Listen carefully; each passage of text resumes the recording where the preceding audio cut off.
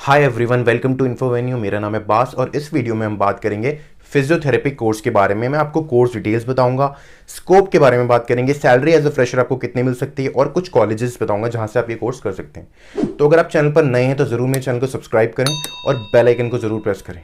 तो बिना किसी देरी के जल्दी से स्टार्ट करते हैं। तो अगर मैं फिजियोथेरेपी की कोर्स की बात करूं तो हम बैचलर से स्टार्ट करते हैं। तो जो बीपीटी होता है, बैचलर्स ऑफ फिजियोथेरेपी, ये एक 4.5 ईयर्स का कोर्स होता है जिसके अंदर आपको 6 मंथ्स की इंटर्नशिप करनी पड़ती है।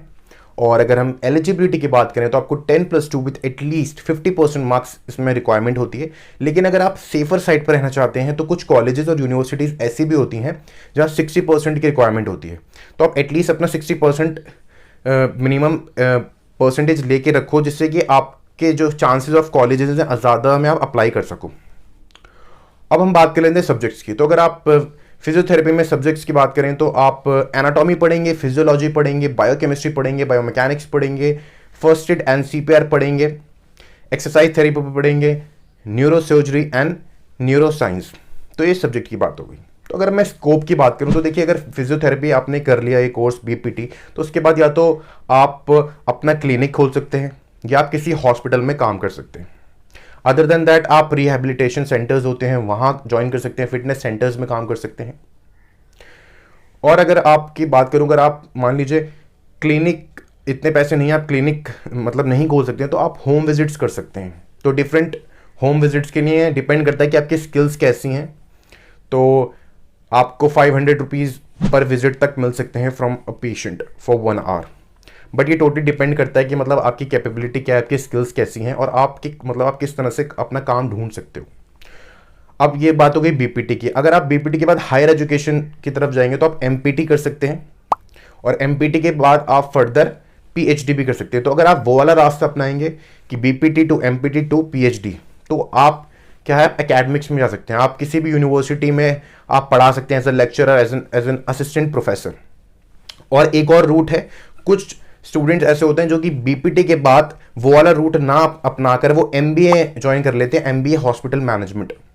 क्योंकि कई स्टूडेंट्स ऐसे होते हैं कि जो मतलब इतना फिजियोथेरेपी को प्रैक्टिस करने में मतलब नहीं उनका इंटरेस्ट होता कोर्स के बाद, तो वो MBA in hospital management join कर लेते हैं और वो हॉस्पिटल में जॉब कर लेते हैं as in medical administration unit के अंदर। आप मार्केटिंग भी ज्वाइन कर सकते हैं, मतलब वो थोड़ा फिर आप हॉस्पिटल मैनेजमेंट में आ जाओगे। तो वो आपको डिसाइड करना है कि मतलब कि एमपीटी टू पीएचडी वाला रूट आप कर सकते हो या आप एमबीए हॉस्पिटल मैनेजमेंट भी आप ज्वाइन कर सकते हो। तो ये बात हो गई स्कोप की। अब बात कर लेते हैं हम सैलरी की। तो देखिए, अगर मैं सैलरी की बात करूं तो एज अ फ्रेशर जो होता है, सैलरी आपको 18 to 20,000, किसी किसी को 20,000 25,000 तक भी मतलब मिल जाती है। तो minimum average as a fresher depend यही करता है कि आपको क्या बोलते हैं 18 से लेके 25 के बीच तक में आपको सैलरी मिल सकती है। अब देखिए, सैलरी का जो होता है मेन आपके स्किल्स पे भी डिपेंड करता है और it may vary from individual to individual. But अगर मैं एवरेज कह लूँ तो 18,000 से आपको 22,000 25,000 तक आपको मिल सकते हैं। और अगर आपके पास एक्सपीरियंस एक बार आ जाएगा, मतलब आप सीख जाओगे काम, तो फिर आप और ज़्यादा पैसे कमा सकते हो। अब डिफरेंट है मतलब स्कोप के ऊपर भी कि कोई इंसान है फिजियोथेरेपिस्ट, वो 50,000 रुपये भी कमा रहा है, कोई 20,000 रुपये भी कमा रहा है। तो it may vary from individual to individual. तो ये बात हो गई सैलरी की। अब हम लास्ट में बात कर लेते हैं कॉलेजेस की। तो डिफरेंट कॉलेजेस हैं, जैसे कि Christian Medical College Vellore, Jamia Millia Islamia, Jamia Hamdard, Amity University, Lovely Professional University, IP University, जैसे हम GGSIPU बोलते हैं, आप वहाँ से ये कोर्सेज कर सकते हैं। और प्राइवेट यूनिवर्सिटीज़ भी हैं, जैसे कि शारदा यूनिवर्सिटी हो गई, लवली प्रोफेशनल यूनिवर्सिटी हो गई। तो ये बात हो गई हमारी कॉलेजेस की। बाकी अगर आप किसी और स्टेट में रहते हैं तो आप अपनी स्टेट के हिसाब से अपना मतलब कॉलेज ढूंढ सकते हैं।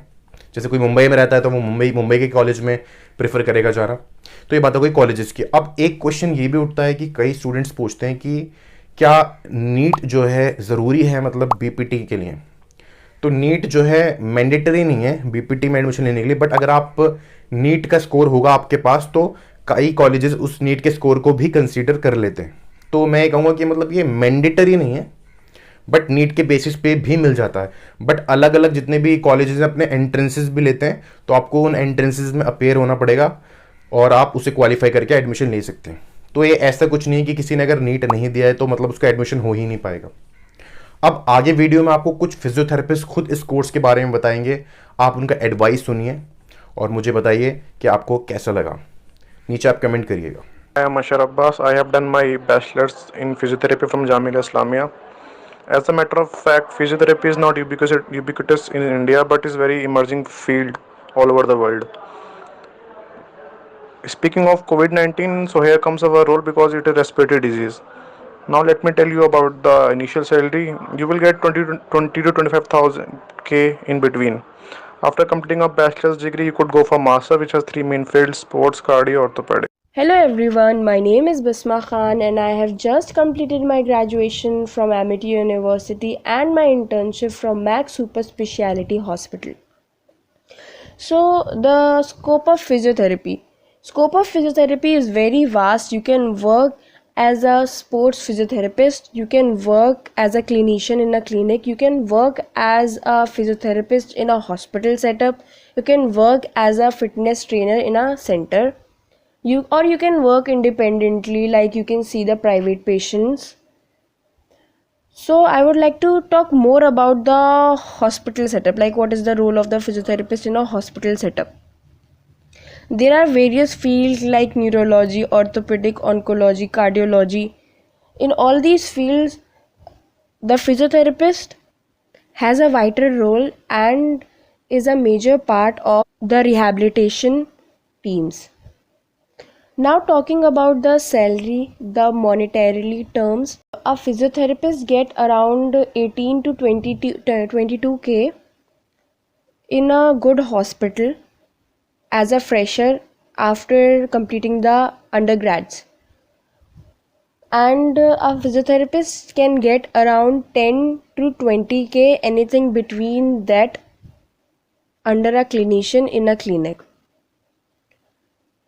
Scope of physiotherapy in India is growing day by day as people are becoming more and more aware of this field and the importance of this field. People are becoming more aware about their body, about their well-being, which is why this field is growing day by day. And the need of physiotherapists is also growing day by day. But as compared to foreign countries, the salary that a physiotherapist gets in India as a fresher is way much less. तो उम्मीद है आपने different जो भी physiotherapist ने कहा उनके advice को सुना होगा और आपको मदद मिली होगी जो भी लोग इस कोर्स को करने का सोच रहे हैं। तो अगर आपको ये वीडियो पसंद है तो ज़रूर मेरे चैनल को सब्सक्राइब करें, बेल आइकन को ज़रूर प्रेस करें ताकि आपको नोटिफिकेशन मिलती रहें, और ज़रूर लाइक करें, शेयर करें, और कुछ भी आपको क्वारी या डाउट है तो नीचे आप कमेंट कर सकते हैं। So thank you and have a nice day.